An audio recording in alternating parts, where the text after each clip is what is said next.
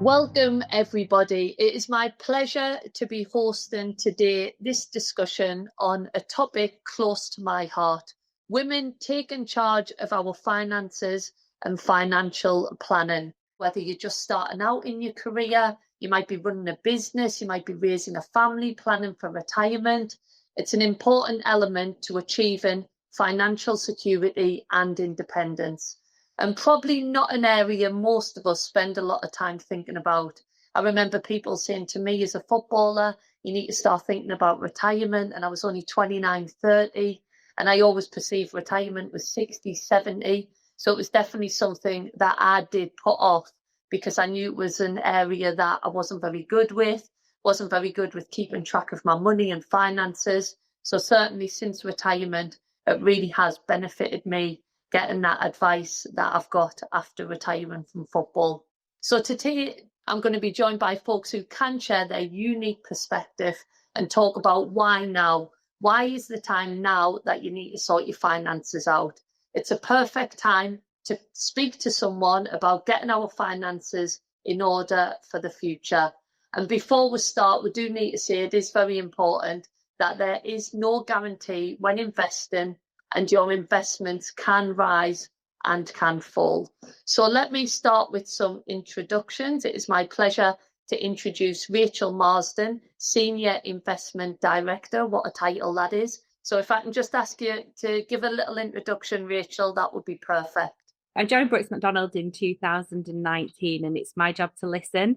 So I work in partnership with clients and advisors, helping to build a tailored investment solution so that clients can enjoy themselves and meet their goals and objectives by building a tailored investment portfolio and solution that meets their needs. Perfect. And next we have Mark Chewett, Managing Director, Lift Sport, and now part of the Brooks Macdonald Group. Have you got a few words, Mark? Words. Thanks, Jill. I'm Managing Director, as Jill said, of Lift Sport, part of Brooks Macdonald. I think I've got three experiences which I think give me a little bit of insight about women taking charge of their financial planning. So, first of all, as a father of two daughters, this is something that I talk about at home with my girls on a regular basis. In its simplest form, it is knowing the value of money. It is making sure you don't overspend, so sticking to a budget. And it's really, really important that you think about kind of your putting your money in a place that works best for you. Second of all, here at Lift Sport, I work with some formidable women, well qualified, understand the elements of financial planning, that really help drive that advice process. And the business would not be as it is today without them. And thirdly, I've been investing and advising women for over 20 years. Now, I have to say, over most of that time, it's been as a spouse or a partner of a professional athlete, but there has been significant changes in the last few years. In the last few years, women have become the main wealth accumulators and the primary client that have been involved in driving the financial planning and listening to our recommendations. Thanks, Jill. And I must say, Mark and everybody at Lift Sport has really, really helped me since retiring. Sometimes the bearer of bad news when I say I really want a new car, and they say it's sensible. So the next one, Adam Temple, Senior Investment Director at Brooks Macdonald. And if you would just like to give a little introduction, Adam. Yes, thank you, Jill. Yes, so I'm Adam Temple. I'm Senior Investment Director and head up the London investment team. I joined Brooks Macdonald back in 2007, and very similar to Rachel, my job is to work with clients and advisors and to essentially create and manage investment portfolios specifically tailored for their individual aims and objectives. Thanks, Adam. That's great. I think we're definitely in the best hands. So, Rachel, we're going to start with you. I just want to ask you, what does this opportunity of financial planning for women look like? Thanks, Jill. So as we work through the importance of women taking charge of their own financial journey, the opportunity from here is significant. So I've got a few statistics that I'd like to just share with you all today. And in terms of the advice gap in the UK, 12.4 million people could benefit from advice, but they're not currently getting that advice. In terms of women hold 32% of the world's wealth, and this is actually increasing. Yet in the UK, only 33% of women actually see themselves as investors. And sometimes it's because of the terminology. Not everybody will see themselves as an investor, but they might actually have investments. Men are much more likely to invest, but something that's of a concern to myself when I look at these statistics is men have almost £600 billion more in savings, pensions, and investments than women. So the question is why? Why is this happening?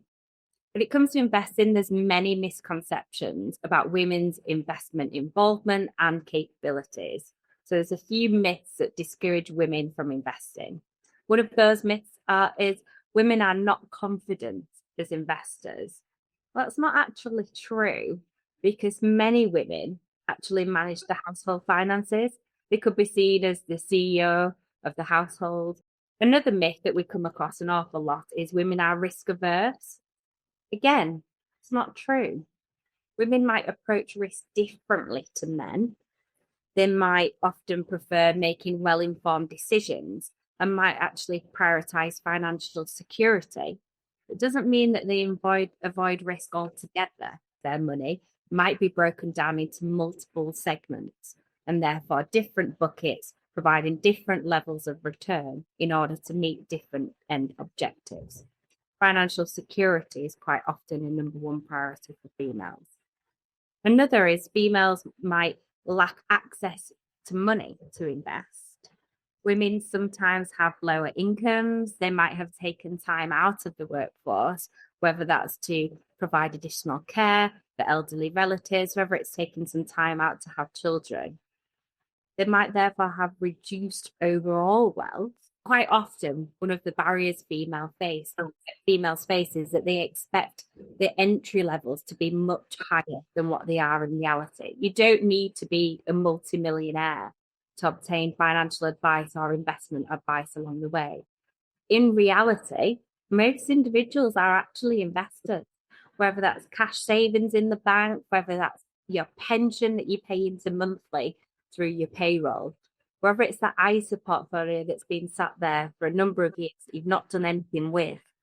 It's really important to sit down, work with somebody who can support you on your own investment journey and help you to prioritize, see what risks you need to take, discuss what your aims and objectives are and how we're going to get you there so that ultimately you can focus and spend your time on what's important to you. Thanks, Rachel. That's brilliant. I think just looking at that, 12.4 million people could benefit from advice and aren't getting it. That's absolutely incredible.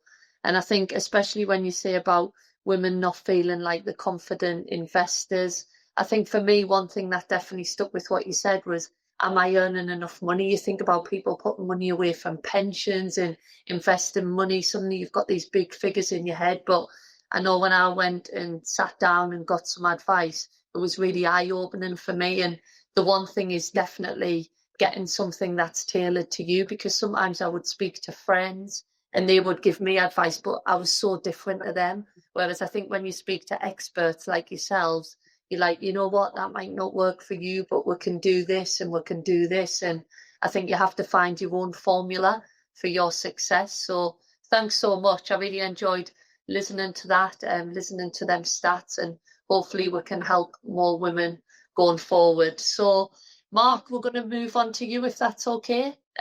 So I know that we've heard a little bit about your role and how it fits into the opportunity and need for women to seek professional and trusted financial advice. I don't know if you want to add anything else to that. Yeah, I think the myths are really interesting. My experience, that's exactly what they are. And I think my best clients are women. Yes, predominantly over the last 20 years, we've been helping, male sporting athletes. But you know what? They've had spouses and partners that actually have taken the time to ask really, really important questions that their husband and partner don't look to ask. The spouses and the women, they are taking their time to consider the points that we make. As I said, they're asking the right questions. And actually what they do is they absorb that information and they make a more informed decision. Whereas I think, sometimes the men don't do that. You know, they don't listen, they haven't got the time, they don't want to consider and ponder things. And I think what's really important about my role at Lift Sport, when I'm sitting with my clients, and Rachel alluded to it, mentioned it, is to listen and to empathise. That's really, really important. Yes, as part of your financial planning, the nuts and bolts of your ISA and your pension are there. But actually, it's about what are your goals and aspirations? You know, what is important to you? What do you want to achieve? And it's understanding how your finances can help you achieve those goals and aspirations. And actually, women will sit and consider and flesh these kind of issues out. And I think that's really, really valuable as part of the role that I have is to listen and to kind of put a plan in place to try and achieve those points. So I think that, as I said, women are the best clients that I have, very, very considered. And now is the best time for women to be taking advice. If you look at just the Lift team, your Lift advice team here, there's a range of different advisors, chartered financial advisors, men, women, young, not so young, but there's a real range of advisors, and you have to find the advisor that you're comfortable with. But our role is to sit and to listen. You know, there's no need to be hesitant. And I think women get a lot out of that process, because we will spend time and sit and discuss the things that are important to them and their family. I think the need, certainly in the space that we're in, is massive for women to take advice now. You know, female athletes are earning more than they've ever earned, but they still retire early. And so the earlier they can start taking advice and investing money, I always describe it as a snowball off a mountain. The earlier you can drop that snowball off the top of a mountain, the greater the outcomes will be when they retire. And the earlier they can do that, the better. So it's really, really important that you take advice. It's a huge opportunity, but athletes need to do it as quickly as they can, because they retire very early. Yeah, I think that's a great point, actually. I think sometimes as women we get embarrassed talking about money as well. I certainly found that when I first went to get advice, I was thinking, are they going to expect us to have more money? Have I left it too late? I've retired now from football. But I think the important thing here is it's never too late. There's always something you can be doing. And as you said before, there's more opportunity for women now to be earning their own money. I remember when I got my new car and somebody was like, she must be married to a footballer. And I'm like, I am a footballer. I can make my own money. So I think as females, sometimes it's not getting embarrassed about money and owning it as well as being humble. So thanks, Mark. That's brilliant. Adam, can I just move to you, please, and just ask, how do you view this area of financial advice for women? Kind of like, what's your perspective on it? Yeah, certainly. Thank you, Jill. I'll start by saying that everything that Rachel and Mark have said so far, I completely agree with. I think there's some really good points in there. I think from my side, it's really just to pick up on what's been said and expand a bit on these myths around women investing. And I'm massively supportive of all the women in my life in terms of taking control of their financial futures. But I think it's important for every woman to take control and start to own that process. And it's absolutely a myth that women are financially illiterate. It is true that some women respond to investment language differently to men. It's sometimes the way that we speak. It's sometimes the terminology that we use. And likewise, wealth management doesn't help itself, in a sense that sometimes it can seem that wealth and advice is slightly out of reach. So again, that's something that we can do something about. It's a big area of focus for us, therefore, to make sure that we're seen as both accessible and within reach for everyone. It's also a myth that women lack an interest in investments. I think some women might prioritize other aspects of their life, but it doesn't mean that there's a lack of interest in investing. The myth also implies a bit of a lack of confidence, which again isn't true for many women. So I think seeing more women in the investment industry itself, again, will inspire greater interest over time. And here at Brooks, we've got a female CEO, we've got a female CFO, again, in an industry that is quite unique, certainly for our sector. And then again, surrounded by lots of colleagues like Rachel, who very proactively provide that trusted financial advice. So as an ally, I know that I can help in empowering women in investing and working with my colleagues to recognise and address some of the barriers that women face, whether it's confidence, risk perception, financial literacy, interest, or simply accessibility of money. So I do think, as Mark started off by saying, this isn't something that only women need to be involved in. This is something that absolutely we can help as well in terms of really driving that accessibility and ease of access. Thanks, Adam. That's great. And I think that's one thing that I took from that is the visibility. Sometimes I get females asking, how can I do more, especially if they may be in industries that are kind of male dominated. And I'm like, sometimes by being visible, that's the best thing that you can do, because other females will look and think, oh, you know what, I can invest too, and I can go and ask for advice. So I think that's really, really important. And there seems to be a lot of myths out there. So I'm glad that you're all sitting here putting them right. So yeah, I just wanted to thank you all for being here today. I've actually learned so much from listening to you. I feel like I've been in my own little meeting, so that's fantastic. And I think it's important that we as women engage in investing and take the lead in our financial security. I've never really bought into these outdated stereotypes, obviously being from the game of football, which is so male dominated, but then seeing how many females are now working through them spaces. We need to make sure that we're looking after ourselves and our families, and as females we can do that. And obviously with the great people we've had on this call, I think sometimes you are the people that give us the confidence to reach out and ask for that advice. So hopefully we can all continue to support women in our journey towards financial empowerment. Thank you so much, everybody. You were fantastic. Hope you enjoyed listening as well. Thank you, Jill. Thanks, Jill. Thanks, Jill. Really enjoyed it. Thank you. Thank you so much.